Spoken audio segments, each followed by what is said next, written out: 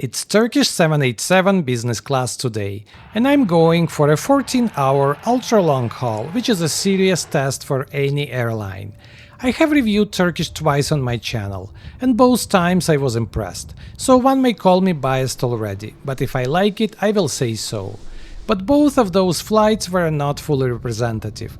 A rare ex-Aeroflot A350 with suite cabin and an older A330 business on European short haul.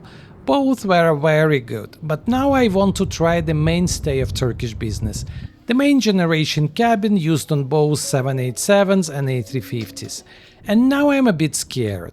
Can Turkish keep up impressing me, or today I will have one of those no one is perfect moments? But if I am to make my mind about Turkish, I have to try their core product. So let's explore together and let me know in comments if you agree with my verdict. My today's flight is Istanbul to Mexico City, more than 11,000 kilometers, 14-hour journey on Boeing 787-9. I'm flying from Istanbul Airport, again. But if in my previous video I was a shy guest flying to Shanghai with China Eastern, now I feel like I'm at home, as I fly Turkish Airlines, whose name is all over the airport.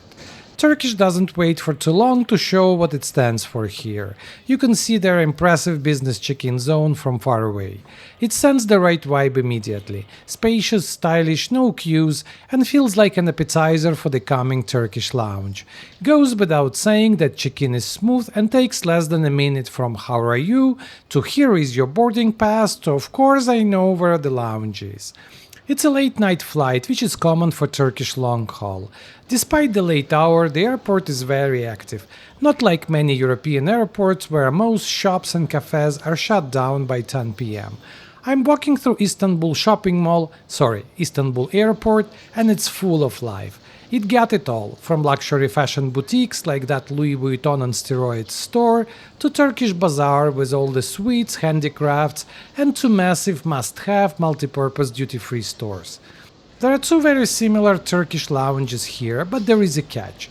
It's much better to take business lounge rather than Miles and Smiles lounge, as the latter is much busier with all the status flyers of Turkish and Star Alliance. Turkish Business Lounge is much more than a lounge. It's an institution on its own, from the older days of Istanbul Atatürk Airport. There is hardly anything else you can expect from the lounge. It got tons of comfortable seating, different zones, food, work, relax, socialize, hotel quality showers, and of course food. Food and Turkish Airlines have become synonyms in the last 2 decades, and the lounge shows it loud and clear. There are multiple cooking stations where you can get hot meals and an amazing salad and meze bar. But I sense a smell that draws me past them and towards the baking section, where 2 chefs are preparing pides, a distant Turkish relative of pizza. I keep reminding myself just a little, as I still have a meal on board, and go to my next favorite hotspot in the lounge, beverage station. Flying Turkish and not having Turkish tea would be a heresy, so I pick a tulip-shaped glass and follow the ritual. First very strong tea and then add water to your taste. And even if I manage to escape pide, now I'm finally trapped by baklava. Well, it would be an offense to Turkish traditions if I didn't try one. Who am I to disrespect this lounge? You can spend hours in this lounge. I have more about it in my other Turkish videos. But for now, I'm taking off to the gate, and getting there is quite a walk, which actually might not be the worst idea before the 14-hour flight. Finally there, and time for the first confusion of this trip. Flight number is correct, but this gate boards a flight to Cancun. That was a moment of scare, but then I realized that this flight does both. Goes first to Mexico City and then continues to Cancun. This is what Turkish is practicing quite often. Mystery solved. Otherwise, everything is by the book. Business has a separate lane and boarding priority is very well observed. But then there is the usual hiccup in the air bridge. The plane is not ready and we have to wait another 10 minutes. That happens all the time, and I keep wondering that at the time when we learned how to send a signal into deep space, airlines still did not manage to connect agents at the departure desks with the plane. Finally aboard. Turkish 787s have 30 seats in business with one-to-one configuration and direct aisle access for all seats. Interestingly, Turkish is using forward-facing staggered rather than the more common reverse herringbone configuration. I'm equally comfortable with both, but I know that some definitely prefer forward-facing seats. Seats come with a heavy shell that gives a very cocoon-like feeling and a good level of privacy, even if not the same as with suites with the doors.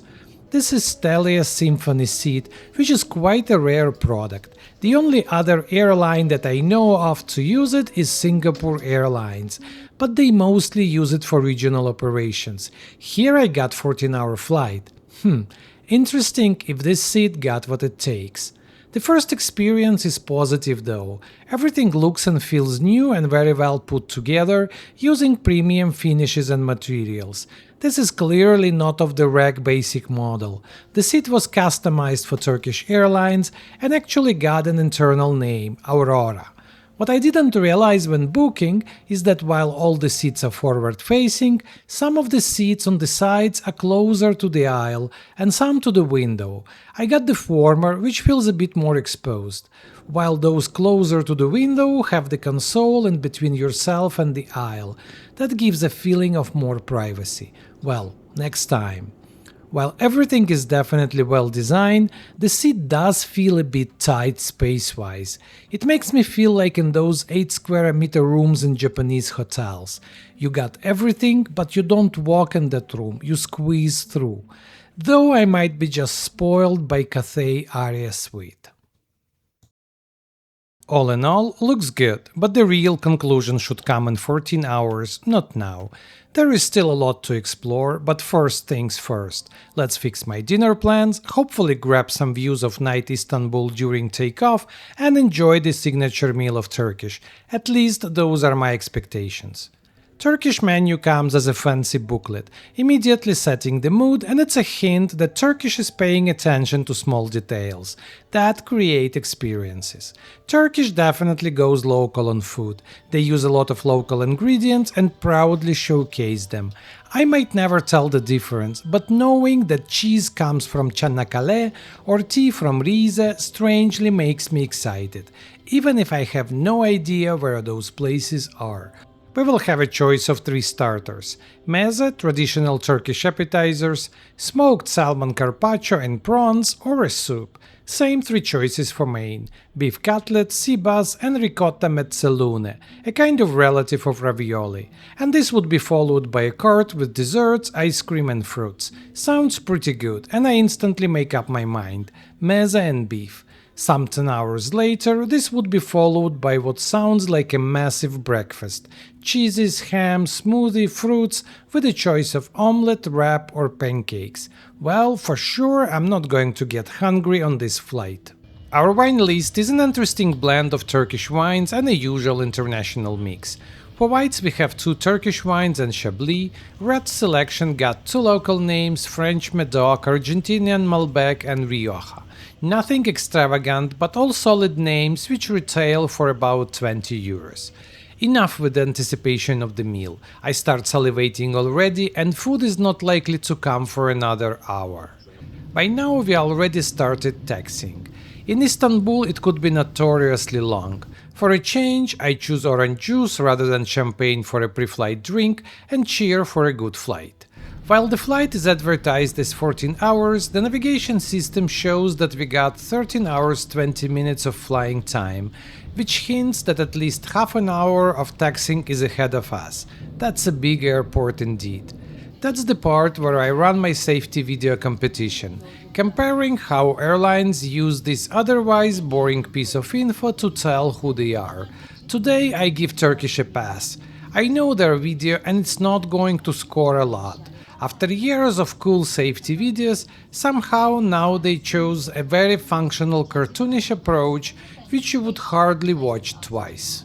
Finally engines whiz and we start accelerating on a runway.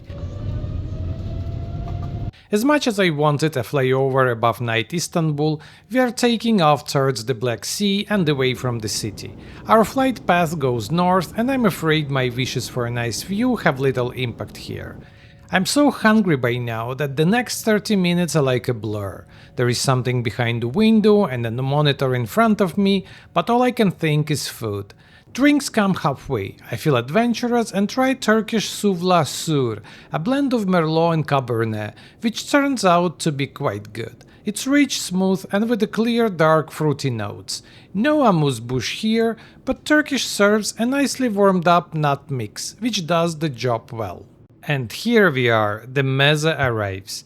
If everything before, from the seat to all little touches, was more or less in a very solid territory, then dinner definitely takes things a notch above. Meze looks and tastes as if we were in a fancy Istanbul restaurant rather than 30,000 feet above. And it's hardly a surprise. This is where Turkish shines, winning for the last 2 years Skytrack's Best Business Class Food Award. I'm not a food critic, so it's hard for me to describe the taste. You just have to take my word that it was great. But what is much easier to see is how much thought they put into all the details. Like this traditional Turkish candlelight that makes it almost like a romantic dinner, especially if you fly as couple. Or this oldest bread idea, Turkish recreating the recipe how bread was baked 12,000 years ago in Anatolia, from where it supposedly went out to the world. Can someone tell that this is how it really was? Hardly. But does this give you a special feeling? For sure.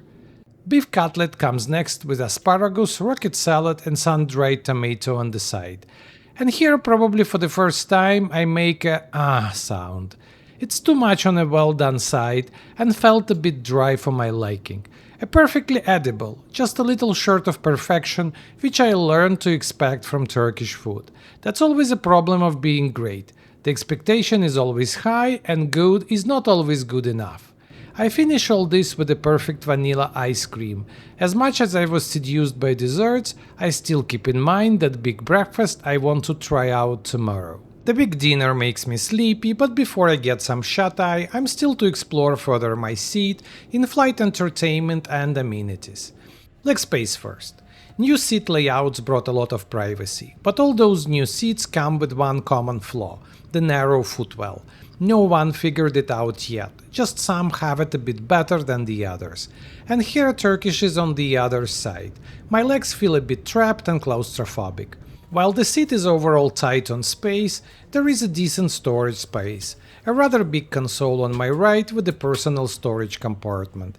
It hosts headphones, but you can easily put there your smartphone or some other things, as it's quite far from the aisle and seems to be reasonably secure. There is a standard bottle of water there too, rather than a fancy Voss or Fiji that some airlines like so much and which I think is really a nonsense. A water is a water, rather give me a better wine than a €20 water bottle. What's next? Controls are right by my side. It's kind of cool how they light up with your touch. What is smart is to have on-off button for the screen here too. This is really convenient. The armrests on both sides are retractable. This gives you more space when in flatbed position and more comfort when upright. That's definitely a check. There are also those additional vanity lights built into the seat shell. Can be anything from a reading light to a kind of bedside light when you're in a lie-flat position. And finally a tray table, which already got a full test drive during the dinner. It's large and sturdy, but not very adjustable. Can make you feel a bit trapped if you got few extra pounds on yourself. Overall, nothing surprising, nothing disappointing. It's definitely a very good seat, even if some surfaces may feel a bit plasticky. But on the other hand, you can see here the attention to details which I started sensing before, and which comes across the seat design as well. Some may tell it's small things, but when you are in the air for 14 hours, small things matter. Done with the seat and I switch my attention to in-flight entertainment.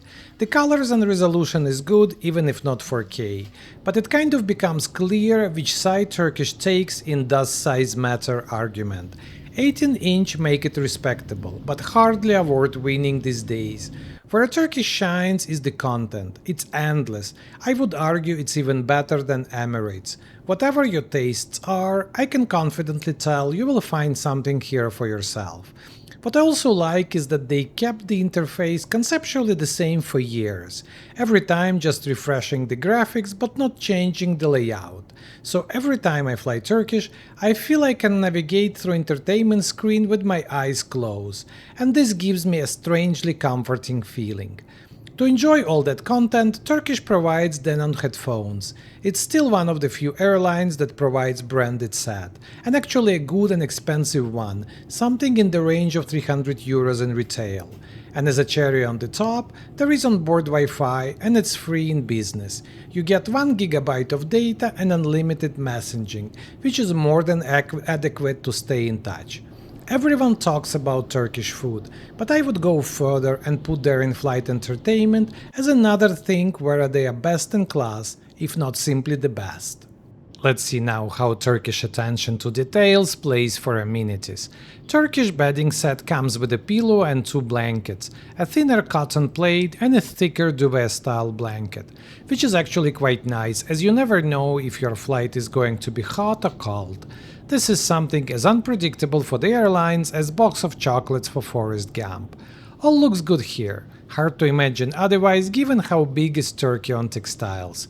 Surprisingly, there were no mini mattresses on our flight, which I thought to be a standard thing for Turkish. But there is a set of sleepers, which for the moment I also expected to be some oldest or unique, but no, for now it's usual. And the amenities bag itself? It looks quite big, so who knows, maybe I will still find my mini mattress rolled up tightly in there. Turkish has a long-time cooperation with Lanvin, one of the oldest French fashion house. It looks good on the outside, but inside it's a bit on a simple side. A standard set that you can expect. Eye mask, toothpaste and toothbrush, and 2 tubes of hand cream and lip balm. But I kind of like those fluffy socks. Don't know why, but they make me smile. I put them on with the thought that now I wear a French designer socks, and with that I'm done with my explorations and ready for what I hope to be good 8-9 hours of sleep. Despite missing the mini mattress today, I slept surprisingly well and woke up exactly as per plan, just in time for the breakfast. By now I have 12 hours of flight behind, it's noontime in Istanbul and I feel hungry again, so big breakfast no longer sounds like a strange idea. First plate looks like a bit more simple than meze before, but it tastes just as good. It's very much Turkish style, lots of small plates with different bites, from cheese and ham to honey and butter. After a bit of hesitation, I decide to order a cup of cappuccino instead of regular coffee, and surprisingly my gamble works. My cappuccino turns out to be almost proper, one of the better ones I had at 30,000 feet. And again I love those small details, like this cardboard holder so that you can comfortably hold the hot cup. The hot dish follows. It's a Turkish wrap with cheese and what I think some combination of egg and potato. I would call it a cousin of breakfast burrito, especially since we are flying to Mexico. Honestly, I wasn't entirely sure what I was eating, but what I'm sure is that I properly enjoyed it. I'm quite impressed how Turkish can make it look and taste as if it's just coming from the oven, despite being served 12 hours into a flight. And despite already having cappuccino, I obviously needed to get a glass of chai, strong Turkish tea. Without it, breakfast in Turkey is unthinkable, so I better do it right. With that, the breakfast is officially complete and I'm ready for the landing. Wait, not yet. A flight attendant brings a small box with 2 pralines.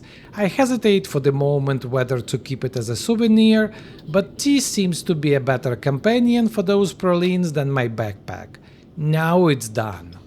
There is about an hour left, crew asks to open window shades and suddenly we are transferred from night to day, almost like walking out of a nightclub in the morning and realizing it's a daylight already.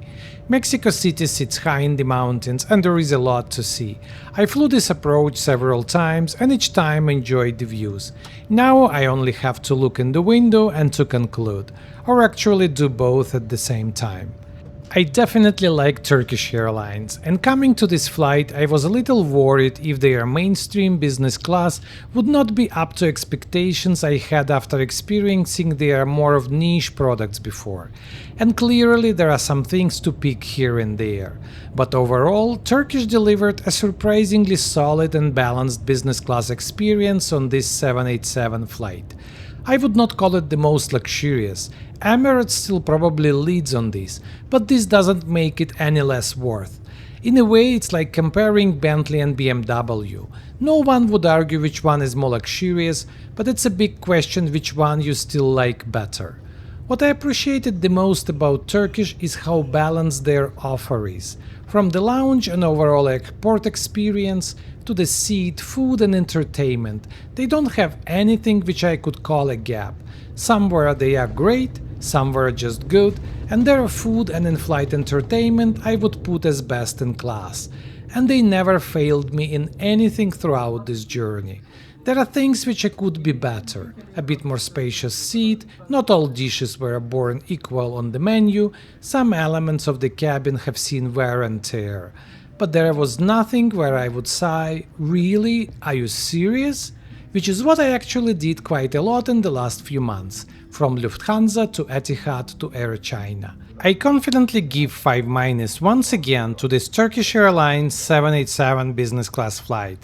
And with this, they firmly get on top of my recommendation list. Whether a niche mini suite on just few A350s or mainstay 787 business cabin, this is the airline I'm happy to fully endorse and to fly again and again. And now I feel I should also check out their economy, since flying is not all about business class.